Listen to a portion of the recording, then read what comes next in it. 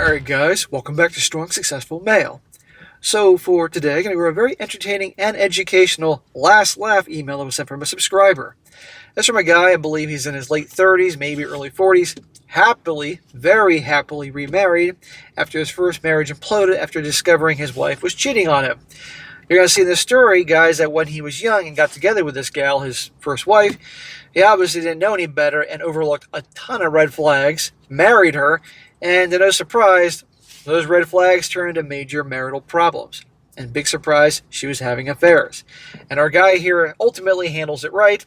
And let me tell you, his life now, he's doing great on multiple fronts and made out well in the divorce, and her, not so much. But this is a very important story, a refresher, making the point, guys, that once a cheater, always a cheater. You find out your girl's cheating, you end it. You don't try for second chances. You certainly don't be the one trying to fight for the marriage. You move on, because ultimately it's not going to work. Also, guys, when all the red flags are abundant, you don't marry them. For goodness sake almighty. And last but not least, guys, success is the best revenge. The best way somebody does you wrong is to move on and just find happiness in your life, whatever that may be, and just, there you go. Because people that are just rotten people, they're going to continue being rotten, and just, you don't have to do anything to them, and just sit back and let them mess up their lives, and you just be happy, and you win. And you'll see in this story. So, it starts off, says here, hello SSM. I've watched your channels for years now, and looking back, a lot of your stories really hit home for me. This is my story. While my lessons are already learned, I hope this will help others in their journey. For this story, you can call me Drew. Well, back in high school, I met a girl, and while back then we clicked, I will refer to her as her current name, the Whom, pronounced Whoer, or W-H-O-R-E of misery. Well, I'm going to just call her Jessica. I think that'll be appropriate. She was my first girlfriend. We dated throughout high school, and since I know you love intimate details, I'll just refer to it as fun. But there was plenty of it. The only big red flag at this point was I was upfront about wanting kids one day. She was dead set against it. I, as a blue-pilled teenager with one thing on his mind, I went with it, hoping she would change her mind. Smack! She did not. This was my first mistake. First of all, why are you talking about having kids when you're in high school? That's maybe the last thing I ever talked about. But putting that aside, if indeed you want a family one day, and this girl makes it clear she doesn't want to have kids, this is not somebody that you want to get too serious with. I know it's high school, but seriously, this is someone you hook up and have fun with. You're not going to change your mind. That's what chicks do. They get together with a guy, and they think, oh, I'll change his mind. Well, she went to college a few hours away from me, but we saw each other on weekends. Smack! In other words, you did the long-distance relationship. This is when the fun started to dry up. We got married a few years after graduation and had our own home, a dog and 3 cats, and again, no kids and even less fun. Smack! Why would you marry her? But right there, your first girlfriend, and no doubt your first love, first real love, and obviously maybe the first time you got any nookie. You want a family, you don't marry a girl who doesn't want to have kids. That's the dumbest freaking thing possible. But obviously back then you're letting other things do all your thinking. Dude, she made it clear who she was. And by the way, you're marrying her and all the loving was drying up with a long-distance relationship? I was with her for 8 years prior to our marriage. Whoa. Okay. So 8 years in, and obviously a lot of the signs were there, and yet you still married her. With such a strong foundation, a lot of mutual interest, and plenty of our own, I thought that this is what love was. Well, fast forward to our lack of fun marriage, she never initiated with me. Even though I would ensure that the fun was more directed at her, I was always turned down. And if it was a yes, it was just do it and get it over with a starfish job. She eventually said the doctor said that she has a medical problem, which makes it hurt. I became resentful and stopped pursuing, but I stayed. Smack! If she indeed had a true medical issue, then that's something else. But we're going to find out that's a big, gigantic lie. Okay? You should never have married her because she didn't want to have kids and you wanted to have kids. That's the dumb. Why get married then? I don't see any reason getting married unless you want to have kids. That's the dumbest thing possible. And you weren't getting any from her, or was slowing down dramatically and all these other things. But you said you thought that's what love was. I'm guessing probably you come from a family that was broken, or there wasn't a whole lot of love in the house, or who knows. Or again, first girlfriend. This is why, guys, you need to have some experience, and you need guys like me or someone in your family explain these things to you so you don't waste a chunk of your life. Well, I stayed because we still had several things in common, and ultimately we got along. Oh, great, you got along, but you weren't getting any. She doesn't want to have any kids. How wonderful. Hope you're picking up my sarcasm here. Well, looking back, I must have thought that a mundane marriage was a good one. See? Because he didn't know any better. We lived together but slowly moved apart. She did her thing, and I did mine. Whenever I tried getting her to go out and do something together, she didn't show any interest. We talked about it, and she agreed to try and bring the spark back to our marriage. This is a terrible deal for you, and a great deal for her. You're there, you married her, you're helping pay the bills, all these other things, and she doesn't have to sleep with you, she doesn't have to hang out with you, she doesn't have to give you kids. This is a terrible business deal, man, and yes, marriage is a business deal. And she's going to try to bring the spark back. Let's see how hard she tries here. Well, part of that was to start doing things together. Part of that was to be open about issues that we have. But the thing was that would end up killing the relationship was to have more fun. After discussing our plan, we agreed since the fun had stopped because of her lack of desire, we would take her off birth control. Now, hear me out. The birth control side effect is to reduce the libido. Since we were not really using it anyway, what's the worst thing that could happen? Dun dun dun. The plan was in action. We started going on dates again, started talking more, and she went off the birth control.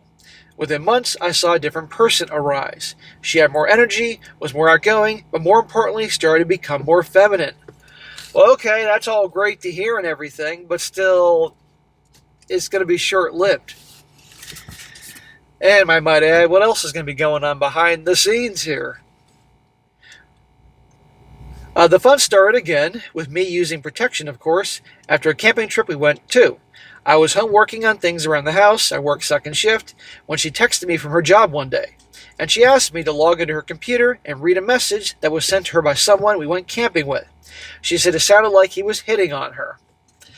I smelled drama. So I looked. It turned out to be a little on the nicer side, but I know the person. There was nothing substantial there. I told her it was nothing, and then went back to the computer to sign off, but then something caught my eye. Okay, here we go. What could possibly catch his eye? What red flag? The Facebook Messenger app has your current conversation in the center with little snippets of your other conversations on the side. And there it was, a previous message from one of our friends that said, "Don't let Drew find out." Remember that all the time that he wasn't getting any nookie and she didn't want to go out and do anything with him? Her actions communicated that this guy meant nothing to her. Here we go. Well, I obviously opened it up, and what I found was months of her having an affair with a man 25 years older than she was. 25, huh? No doubt married with kids. So I'm guessing at this point, I don't know, she's in her late 20s, if I'm guessing. So he's obviously in his 50s. Holy crap. They were co-workers, and he was married. What'd I tell you? From what I could tell, they haven't made a home run yet, but Jessica filled our friend in on all the details, telling her that she loves him, but also loves me, dealing with all the different layers of the self-turmoil that she was putting herself through emotionally, and all the acts she was doing for him at their work. Hooking up at work, huh? There you go. So this explains a lot of things. I'm sorry it happened to you, brother. I really am. But so many things are there, and you still married her. But you said you thought that's what love was. That mundane lifestyle was normal. That's what a lot of guys go into. That's what happens when you grow up in households where either it's a broken marriage or mom and dad stay together for the kids but are unhappy. Kids end up in the same situation. Well, it's time to kick her to the curb. I called her and asked directly what the F was she thinking. There was no crying, there were no tears, she was a stone over the phone. All she wanted to know was how I found out. I told her and she hung up the phone. Well, that communicates just how important you are to her. I quickly realized that since she was not remorseful, this isn't going to go my way. I started copying all the messages from our friend. Well, very smart idea. But you should have copied everything, then contacted her. Because what do you think is going to happen next? About 5 minutes into the process, Jessica's Facebook Messenger app reset and I couldn't log on anymore. Well, duh. Of course she's going to log in and get rid of the evidence. She was changing passwords. I searched her PC for more info that I could use, and I found tons of it. Her Google account tracked her locations, her email accounts for work and play, and within 1 hour, I had downloaded all her data to a separate drive I deemed Blackbird. Well, good. I'm glad you got all the information. Now, what are you going to do with it? Whether it pertains to the issue or not, I saved the information. I could take my time searching later. Now it was a race against the clock for proof because before it was deleted or Jessica came home and made access too difficult. I got my first haul of data and closed the PC.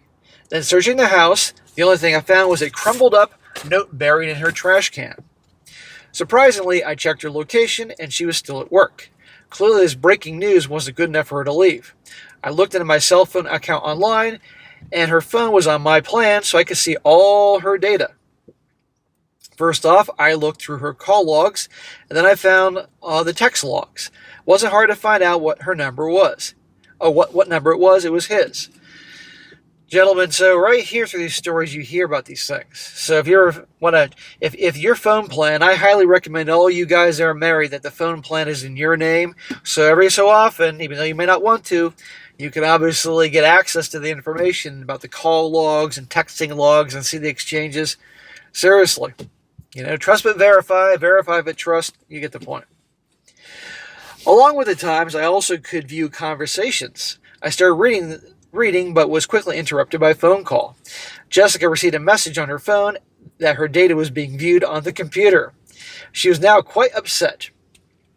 I hung up, and in fear of losing more data, I quickly just copied all conversations to the Blackbird drive, leaving one copy of my desktop for easy access. Blackbird was hidden in my garage. Good. You had a file on your computer and a separate paper file away.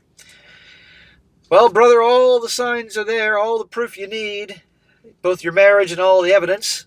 So the sensible thing to do, we all know, go to your lawyer's office, prepare your exit strategy. Well, let's see what happens next. Well, I sat back and read the conversations. It was way worse than I thought. She wasn't just a cheater, she was crazy. She fantasized about the guy. Being obsessive, he would tell her not to text because he's at home with his wife and kids, and she would text anyway. Of course. She doesn't care about screwing up his marriage because she wants him. He would tell her what they were doing is wrong. She would insist that they are better together. He would pull away, and then she would rope him back in. Yeah, rope him back in with the nookie. Telling him about her fun fantasies and how she dreams of going grocery shopping with him and building a home. It would tell her to stop texting because he had already cheated on his wife before, and if she found out, he'd be ruined. Well, too late, dude. You're already ruined, and now you got this guy pissed off at you. She doesn't care about ruining his family. But this guy's a lowlife anyway. Well, Jessica continued to document all their acts in detail along with her dreams via text messages. Well, how nice she has all that stuff in the text messages and emails for you to read what they were up to. She was crazy. It was like reading a love story from a freshman, but filled with a lot of more X-rated pictures. What hurt the most is when I could connect all her actions to things that happened at home.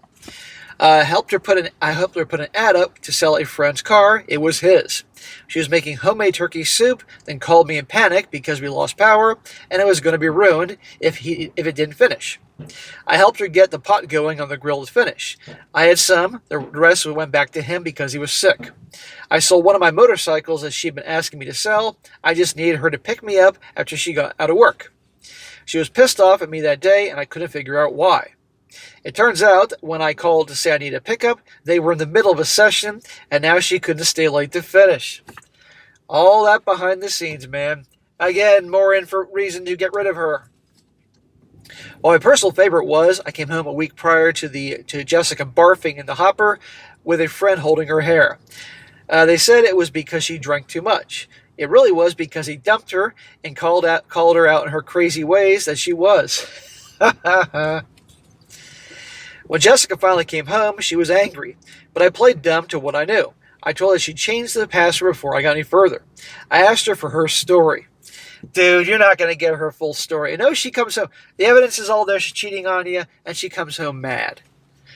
No begging and pleading. I'm so sorry. Yet, she's mad. It's your fault. How dare you look through my phone? Much like most of the things, she said it was nothing, and she's just going through some stuff. Uh-huh. As I pressed, she slowly became more depressed, and the tears started rolling. Here we go. Last resort. To be fair, even to this day, I don't think they were fake tears. Smack! They're always fake tears. If her mom or dad dies, those aren't fake tears. If her dog or cat dies, those are not fake tears. If it's about cheating or relationship stuff or whatever, or she has news to tell you, those are fake tears. There's a difference. But they weren't regretful tears either. They were because her game had come to an end. She eventually told me some more details, but not all, the typical trickle truth. She was confused. She didn't know why she did it. She admitted to screwing everything up, and I quote, she would say, "I'm so sorry." All this shit from the Hobag handbook, they all say the same fucking thing. I was upset and was overloaded with info, so I went to bed. Man, looking back, you gotta be like, all the signs were there. Why'd I marry this broad? Well, the next couple days, she reverted back to her dry emotion. I'd be visibly upset, and she'd be vacuuming and carrying on like nothing happened. This was another big mistake I made. She was pushing through, and I appeared weak. I was a mess, and she saw it. Yeah, and she exploited it. I didn't have a great support group. The only people I could confide in were either family, but they're biased, so I didn't want to rope them in. My childhood best friend, who was a great ear and always had my back, but had very limited dating experience, so his outlook is also limited. And another guy I called Ponytail John. We got along great.